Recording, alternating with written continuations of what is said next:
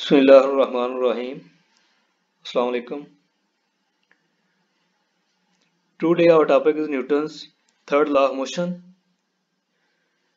Newton presents his three phenomenal laws of motion that describe the relationship between the motion of an object and the forces acting on it. In his first law of motion,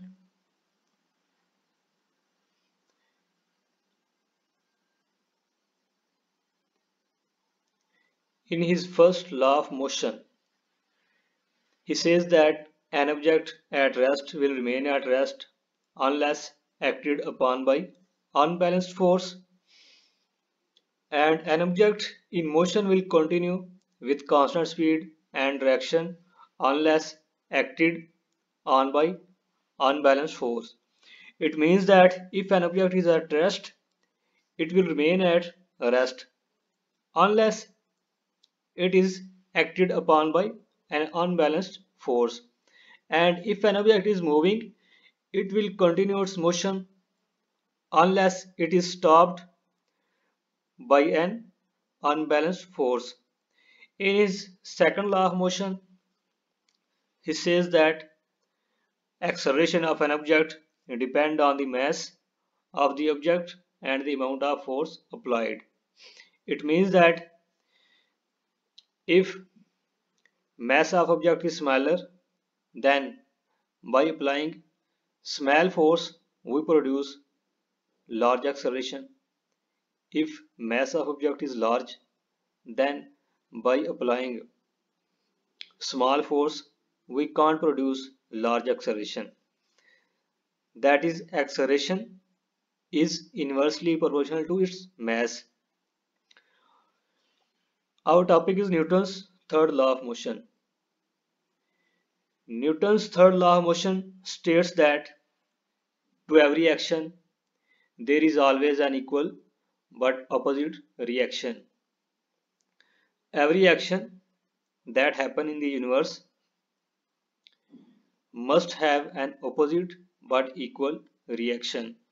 Look at the example. Some books are lying on the table. In this example,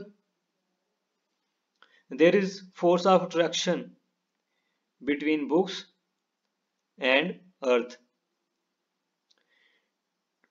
First of all, table exert an action force on the books that lying on the table, and in result books also exert a force on the table, that force called reaction force.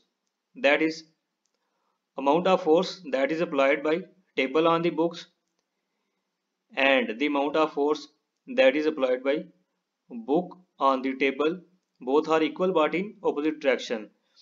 Table exert force on books in upward direction and books exert force on table in downward direction. Table exert an action force and in result books exert reaction force. From above example we see that there is force of attraction between book and earth.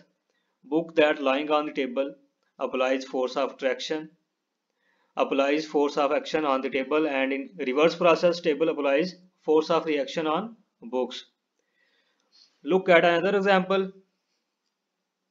An air filled in the balloon and it rises up. So here question is that why balloon rises up?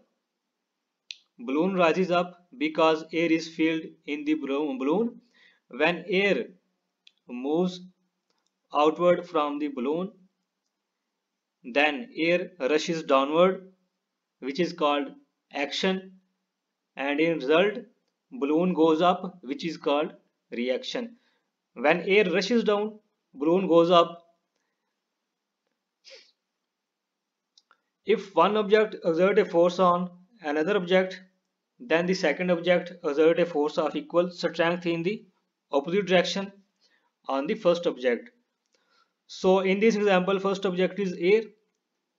Air rushes downward. It is called action, and in result balloon goes up, which is called reaction. So Newton's third law of motion states For every action, there is an equal but opposite reaction. So this is our topic. I hope you will understand.